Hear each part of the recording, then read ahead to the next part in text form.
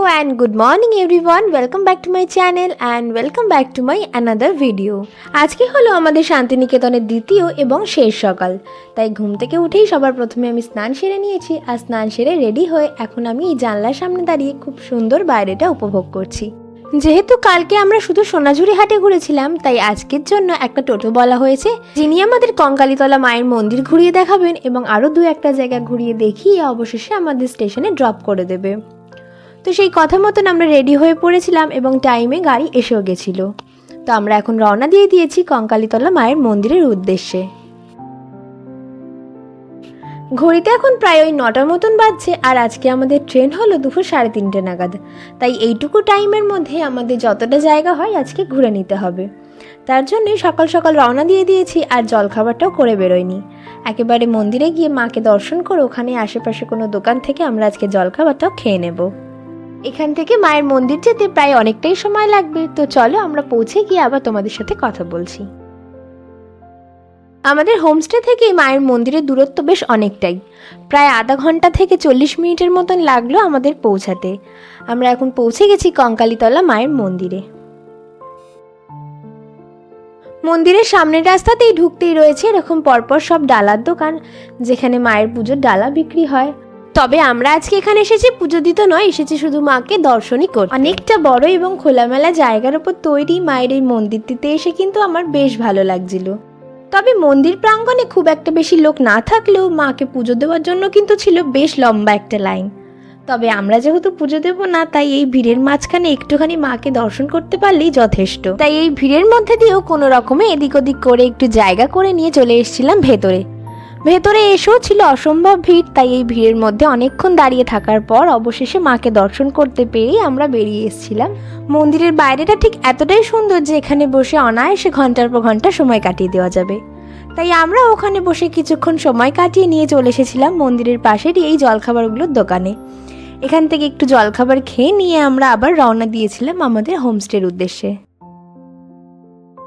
বেরিয়ে পড়েছি আর যাচ্ছি আমরা আমাদের হোমস্টের দিকে। আসলে আমাদের হোমস্টে চেক আউট টাইম হলো ওই 11:30 কি 12টা মতন। তাই জন্য আগে আমরা হোমস্টে চেক আউট করে নেব, তারপর বাকি সময়টা না হয় অন্য কোথাও ঘুরে সময় কাটিয়ে নেওয়া যাবে। তো চলো এখন আগে হোমস্টের দিকে যাওয়া যাক। সময়ের বেশ অনেকটা আগেই আমরা আমাদের হোমস্টে চেক আউট করে দিয়েছি।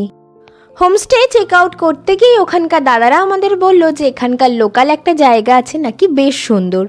তাই আমাদের টোটোওয়ালা দাদার সাথে কথা বলে নিয়ে এখন আমরা বেরিয়ে পড়েছি সেই জায়গাটার দিকেই। তবে আমাদের লাগেজপত্রগুলো রেখে দিয়েছি আমাদের হোমস্টে রিসেপশনেই। যাওয়ার পথেও যেহেতু আমরা সেম রাস্তা দিয়েই ফিরবো তাই তখন না হয় সেগুলো নিয়ে যাব। খুব বেশিক্ষণের রাস্তাও নয়, তো চলো আগে আমরা পৌঁছে নিই, তারপর না হয় তোমাদের সাথে আবার কথা বলছি। এই যে পৌঁছে গেছি আমরা আমাদের আজকের এবং এইবারকার শান্তিনিকেতন ভ্রমণের শেষ গন্তব্যস্থলে সৃজনী শিল্প মেলা। স্থানীয় লোকেদের কাছে এই জায়গাটি সৃজনী মেলা নামেই পরিচিত। মাথাপিছু ওই 20 টাকা টিকিট কেটে আমরা এখন চলে এসেছি এই মেলার ভেতরটায়।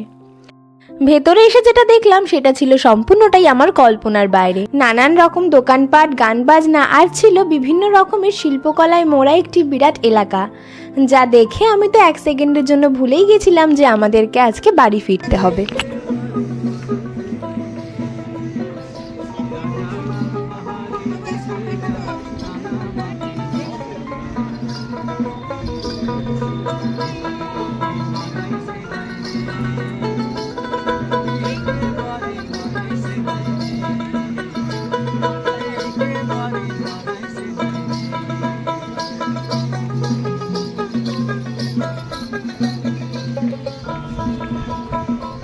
তবে এতটা জায়গা আমরা পুরোটা না ঘুরতে পারলেও বেশ অনেকটা জায়গায় ঘুরেছিলাম আর অনেক সুন্দর সুন্দর ছবিও তুলেছিলাম। সত্যি কথা বলতে এই জায়গাটাতে না এলে যেন খুব বড় একটা জিনিস মিস করে যেতাম। তবে ট্রেন ধরা এবং বাড়ি যাওয়ার তাড়া থাকার কারণে যেমন আমরা এবারে ভালো করে ঘুরতে পারছি না, সেই জন্য আমি ঠিক করেছি এর পরের বার যখন আমরা শান্তিনিকেতনে আসবো তখন এই জায়গাটাতে সবার প্রথমে আসবো আর খুব ভালো করে ঘুরবো। আসার সময় টোটোওয়ালা দাদার থেকে গল্প শুনতে শুনতে আসছিলাম যে এই সাজানো গোছানো সৃজনী শিল্পগ্রাম বা সৃজনী মেলা এই জায়গাটি নাকি 10টি রাজ্যের শিল্পকে এবং ঐতিহ্যকে ফুটিয়ে তুলেছে।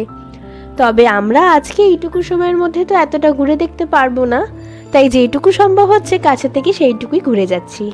সোনাঝুরি হাটের মতন এখানেও কিন্তু চলছিল ধামসা মাদলের সাথে ওনাদের তালে তাল মিলিয়ে নাচ করা, আর সাথে ছিল একটা শপিং করার জন্য বিরাট বড় মার্কেট। ব্যাস, তারপর আর কি, চোখের সামনে এত সুন্দর সুন্দর জিনিস দেখতে পেয়ে আমরা তো এখানেই আটকে গেছিলাম। আর হাতে বেশিক্ষণ সময় না থাকার জন্য আমরা বেশি ভেতরে না গিয়ে এই সামনের হাটটাতে একটু ঘুরে দেখছিলাম।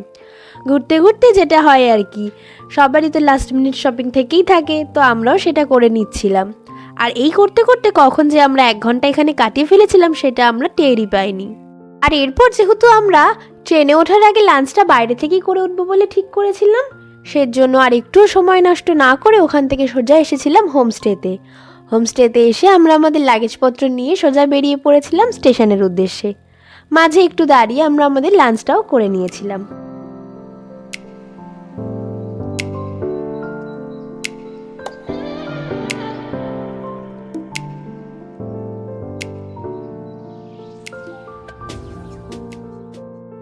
ঘড়িতে তখন বাজছে 2টো আর আমরা পৌঁছে গেছিলাম স্টেশনে। আমার শ্বশুরমশাই সব জায়গাতেই একটু অ্যাডভান্স যাওয়াই পছন্দ করে, তাই 3:30 ট্রেন হওয়া সত্ত্বেও আমরা 2টোর সময় পৌঁছে গেছিলাম স্টেশনে। আর স্টেশনে এসে প্রায় 1.5 ঘন্টা ধরে আমরা গল্প করলাম। এই 2 দিনের ট্রিপটা আমাদের কার কীরকম কাটলো, কে কতটা আনন্দ করলাম, এছাড়াও শপিংয়ের নানান রকম গল্প করতে করতে চলে আসলো আমাদের ট্রেন। আর ট্রেনে ওঠার পর এখানেই শেষ হলো আমাদের শান্তিনিকেতন এবং তারাপীঠ যাত্রার এই 2 দিনের ছোট্ট একটা ট্রিপ। আর সাথে শেষ হলো আমার এই ছোট্ট ব্লগটাও। ট্রেন থেকে নেমে বাড়ি ফেরার তারাই আর সেরকম কোনো ভিডিও ক্লিপই নিতে পারিনি, তাই ব্লগটাও এখানেই শেষ করছি। আমার এই তারাপীঠ শান্তিনিকেতন ভ্রমণের ব্লগের লাস্ট পার্টটা তোমাদের কেমন লাগলো সেটা আমাকে কমেন্টে অবশ্যই জানাবে। ভালো লাগলে একটা লাইক করে দেবে, চাইলে শেয়ারও করে দিতে পারো। আর আমার চ্যানেলে নতুন হয়ে থাকলে অবশ্যই আমার চ্যানেলটিকে সাবস্ক্রাইব করে আমার পাশে থাকবে। তো দেখা হবে খুব শিগগিরই নতুন আরও একটা ভিডিওতে। ততক্ষণের জন্য সবাইকে টাটা।